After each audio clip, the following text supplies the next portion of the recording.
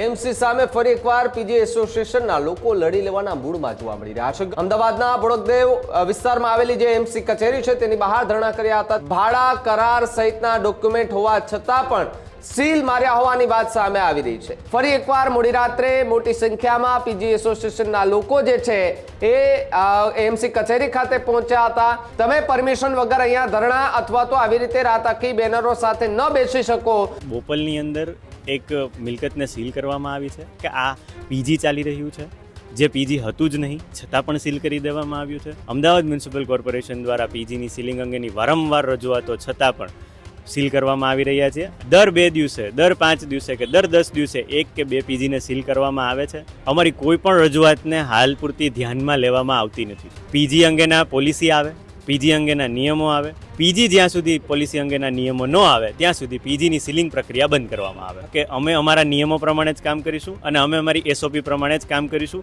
જે એસઓપી ફક્ત ને ફક્ત હોસ્ટેલ, લોજિંગ અને બોર્ડિંગ માટે છે, પીજી માટે છે જ નહીં। જો અમદાવાદ મ્યુનિસિપલ કોર્પોરેશન દ્વારા આ જ પ્રક્રિયા ચાલુ રહી તો આવનારા દિવસોમાં લોકો રહેવા માટે જશે ક્યાં? હજુ સુધી તમે અમારી ચેનલને સબસ્ક્રાઇબ નથી કરી તો અત્યારે જ ન્યૂઝરૂમ ગુજરાતને સબસ્ક્રાઇબ કરો, ફેસબુક અને ઇન્સ્ટાગ્રામ પર ફોલો કરો।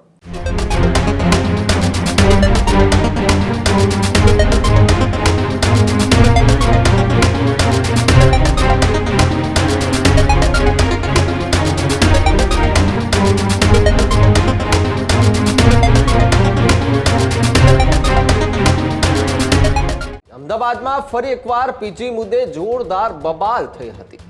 એએમસી સામે ફરી એકવાર પીજી એસોસિએશનના લોકો લડી લેવાના મૂડમાં જોવા મળી રહ્યા છે। ગત મોડી રાત્રે પીજી એસોસિએશનના લોકોએ ધરણા કર્યા હતા। અમદાવાદના બોડકદેવ વિસ્તારમાં આવેલી જે એએમસી કચેરી છે તેની બહાર ધરણા કર્યા હતા। ત્યારે મોટી સંખ્યામાં મહિલાઓ અને યુવાનો જે છે એ વિરોધ કરવા માટે ત્યાં આવ્યા હતા। બોપલ નજીક એક મિલકત સીલ થતા વિરોધ શરૂ થયો છે તો બીજી તરફ ભાડા કરાર સહિતના ડોક્યુમેન્ટ હોવા છતાં પણ સીલ માર્યા હોવાની વાત સામે આવી રહી છે। અધિકારીઓ દ્વારા કોઈ જવાબ ન આપતા વિવાદ જે છે તે સર્જાયો હોવાની પણ વાત મળી રહી છે। ત્યારે પોલીસ અને પીજી એસોસિએશનના લોકો વચ્ચે ઉગ્ર દલીલો જે છે તે પણ ક્યાંક ને ક્યાંક એએમસી કચેરી બહાર ગત રાત્રે જોવા મળી હતી। પરમિશન વગર ધરણા કરતા પોલીસનો કાફલો જે છે તે મ્યુનિસિપાલિટીની ઓફિસ જે છે એ બોડકદેવ ખાતે આવેલી ત્યાં ખડકાઈ ચૂક્યો હતો। બેનરો સાથે જે પીજી એસોસિએશનના લોકો છે એ વિરોધ કરવા માટે પહોંચ્યા હતા અને પીજી જે છે તે સીલ કરવાની કામગીરી હજુ પણ યથાવત જોવા મળી રહી છે અને તેના વિરોધમાં ફરી એકવાર મોડી રાત્રે મોટી સંખ્યામાં પીજી એસોસિએશનના લોકો જે છે એ એએમસી કચેરી ખાતે પહોંચ્યા હતા। જો કે શાંતિપૂર્ણ રીતે ત્યાં રાત્રિ રોકાણનું તેમનું આયોજન હતું। જો કે પોલીસે આવ્યા બાદ એને કહ્યું કે અહીંયા તમે કોઈની પરમિશન લીધી છે કે કેમ? તમે પરમિશન વગર અહીંયા ધરણા અથવા તો આવી રીતે રાતાકી બેનરો સાથે ન બેસી શકો। જો તમે થોડી વારમાં ઊભા નહીં થાવ તો પછી અમારે કાર્યવાહી કરવી પડશે। ઉચ્ચ પોલીસના અધિકારીઓ જે છે તે પણ એએમસી કચેરી ખાતે પહોંચ્યા હતા। પોલીસે અને અન્ય જે એએમસીના અધિકારીઓ છે તેમને સમજાવ્યા બાદ મામલો થાળે પડ્યો હતો અને જે પીજી એસોસિએશનના લોકો વિરોધ કરવા માટે આવ્યા હતા એ ત્યાંથી જે છૂટા પડ્યા હતા। જે બાદ અલગ અલગ પ્રતિક્રિયાઓ અને પોલીસ સાથેની રકઝકના વિડીયો પણ જે છે તે હાલ સામે આવ્યા છે। કારણ કે આજે બોપલની અંદર એક મિલકતને સીલ કરવામાં આવી છે। આ મિલકત ગુજરાતના અને ભારતના જે પ્રવર્તમાન કાયદાઓ છે, લીવ એન્ડ લાયસન્સ, ભાડા કરારના અને પોલીસ વેરિફિકેશનના, એ પ્રવર્તમાન કાયદાઓને અનુસરીને પ્રોપર્ટી ચાલી રહી હતી અને એમાં પણ આજે સીલ કરવામાં આવ્યું છે। કારણ કે એમાં એવું કહેવામાં આવ્યું છે કે આ પીજી ચાલી રહ્યું છે, જે પીજી હતું જ નહીં છતાં પણ સીલ કરી દેવામાં આવ્યું છે।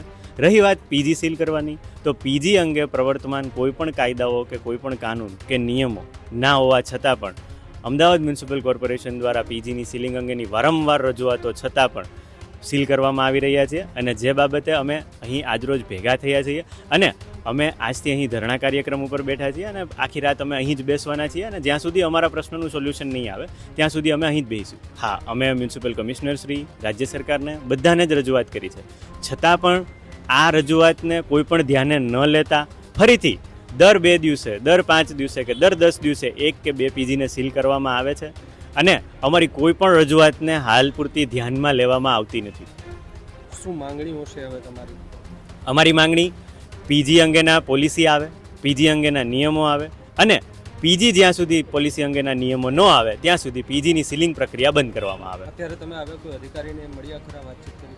હાલમાં અમે બપોરથી અહીં જ બેઠા છીએ અને બપોરે અમારી ડેપ્યુટી મ્યુનિસિપલ કમિશનર શ્રી સાથે વાત થઈ, જે ઉત્તર પશ્ચિમ ઝોનના છે, અને એ બાબતે એમને એવી રજૂઆત કરેલી કે આવી રીતે છે. ત્યારે અમને એવું કહેવામાં આવ્યું કે અમે અમારા નિયમો પ્રમાણે જ કામ કરીશું અને અમે અમારી એસઓપી પ્રમાણે જ કામ કરીશું.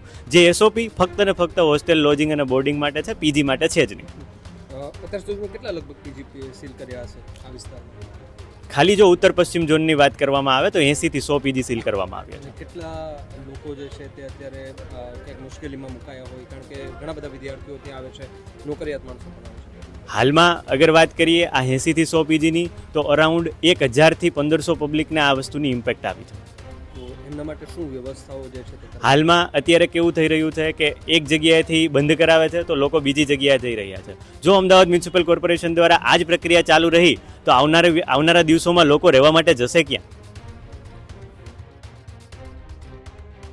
ભેગું થવું હોય તમારે પોલીસ પરમિશન લેવી પડે. તમે તારે પોલીસ પરમિશન લ્યો, તમને મંજૂરી મળે, તમે તારે બેસો, નારા લગાવો, કોઈ વાંધો નથી અમને. પણ આ રીતે રાત્રિ દરમિયાન અહીં બેસી રહેવું એ યોગ્ય નથી. એમાં કાયદો વ્યવસ્થા જળવાશે નહીં. એટલે અમે તમને બેસવા નહીં દઈએ. તમે એમના જે કોઈ લીડર હોય અમે તમને જણાવી દઈએ, તમે જગ્યા ખાલી કરી દો. બરાબર? તમારા પ્રત્યે હમદર્દી છે, તમારા જે કેમ પ્રોબ્લેમ છે તમે રજૂઆત કરો, અધિકારીઓ આવે ત્યારે કરો, સવારે કરો, વિથ પોલીસ પરમિશન. 4 જણથી વધારે ભેગા થવું હોય, કોઈ બી આંદોલન કરવું તો પરમિશન લે છે. તમને કોઈ ના નથી પાડતું કે ભાઈ આ રીતે અમારા પ્રોબ્લેમ છે ને અમે રજૂઆત કરવા માંગીએ છીએ. 50-60 જણા કે બેનર હાથે જવાના છે, આ કરવાના છે, તે કરવાના છે. જે કંઈ હોય પોલીસે રજૂઆત કરો, તમને મંજૂરી મળે પછી તમે તારે કાર્યક્રમ કરો, અમને કોઈ વાંધો નથી. વિથ પોલીસ પ્રોટેક્શન માંગો, અમને બી કોઈ વાંધો નથી. પણ આ રીતે અહીંયા આવી રીતે બેસવું એ યોગ્ય નથી. બરાબર? એ અમે તમે એલાવ નહીં કરીએ. કાલ હવે ટોળાને થોડું કે ભાન હોય, કાલ હવે કંઈ બી થઈ શકે, જવાબદારી તું લઈશ. હા, હું લખી એવું ના હોવે. હું લખીને એ રીતે ના, તું તારે પોલીસ પરમિશન માંગી લો તો હું લખીને પોલીસ પરમિશન માંગી લો. આજે જો આ લોકો અહીંયા કંઈ કરશે એ કરે કે ના કરે ભાઈ, એવું તારા લખાણ ઉપર અમે કે ના આપી દઈએ ભાઈ. એવું કે લખાણ ઉપર ના આપે તો પોલીસ પરમિશન લઉં, જવાબદાર પેલું થાય પછી અમે કરીએ બધું આગળ. એમને સૂચના આપી દીધી, અમે તમને સૂચના આપી દીધી, એની કાર્યવાહી કરો. ચાલો ભાઈ, તમને હવારમાં આવીને અધિકારીને મળી લો. અમે તમને તમારા પ્રત્યે હમદર્દી છે, અમે ના નહીં પાડતા. તમારા પ્રોબ્લેમ છે, તમે સાચા છો, 50% અધિકારીને ડૂબું થવાનું છે, તમારે લખાણ છે. અમારું કામ કાયદો વ્યવસ્થા જાળવવાનું છે. પાંચ બેહી રહેશે તોય થવાના જ છે. તમારા પ્રોબ્લેમ હશે, પીજીસી અધિકારી તો કોઈ આવવાના નહીં. વોટેવર, એનાથી અમને કઈ લેવા દેવા નથી. આ રીતે બેસી ના રહી, એ ખોટી વસ્તુ છે. છતાં તો અધિકારી આવવાના નહીં. ભાગની વાત નથી, પણ આવી રીતે બેસી જ રહેવાતું નથી ને. એવી રીતે તો કાલ વારે બધા એમ કે ભાઈ નાના પ્રોબ્લેમ બેસી રહ્યા, એવું થોડું હોય. એમ થોડો કાયદો વ્યવસ્થા જળવાય યાર. એવી રીતે ના હોય ને ભાઈ. તમે પોલીસ પરમિશન લો, તમને મંજૂરી મળે કે ભાઈ આખી રાત ધરણા પર બેસું તો આખી રાત બેસો, અમને ક્યાં વાંધો છે. તમને પરમિશન મળે ને કે ભાઈ અમારે આખી રાત બેસું છે, આખી રાત બેસો, તો અમને કોઈ વાંધો નથી. તો એમાં તમારી જવાબદારી ફિક્સ થાય. આમાં તમે ખાલી કહી દેવું છો આવો, કાલે વાર કોઈ બી કોઈ હાથ નહીં ચાલતું. પછી આમાં લાગે છે બધા આવી રીતે નેતા બની પછી સટકી જાય છે. બરાબર? ભાઈ આપણે એ બધી ચર્ચાઓ નથી કરવી. એટલે તમે છે ને આ જગ્યા તમે ખાલી કરી દો. બરાબર? અમે તમને કહી દઈએ જગ્યા ખાલી કરો તો કાલ સવારે ઓફિસે બધા તમે આવી જજો. પોલીસ પરમિશન લ્યો, અહીંયા યોગ્ય રજૂઆત કરો, એવી રીતે કરો. બાકી અમને બીજો કોઈ વાંધો નથી. ત્યારે જ ન્યૂઝરૂમ ગુજરાતની યુટ્યુબ ચેનલને સબસ્ક્રાઇબ કરો અને ઇન્સ્ટાગ્રામ અને ફેસબુક પર ફોલો કરો. અપડેટ રહો, સત્યની સાથે રહો.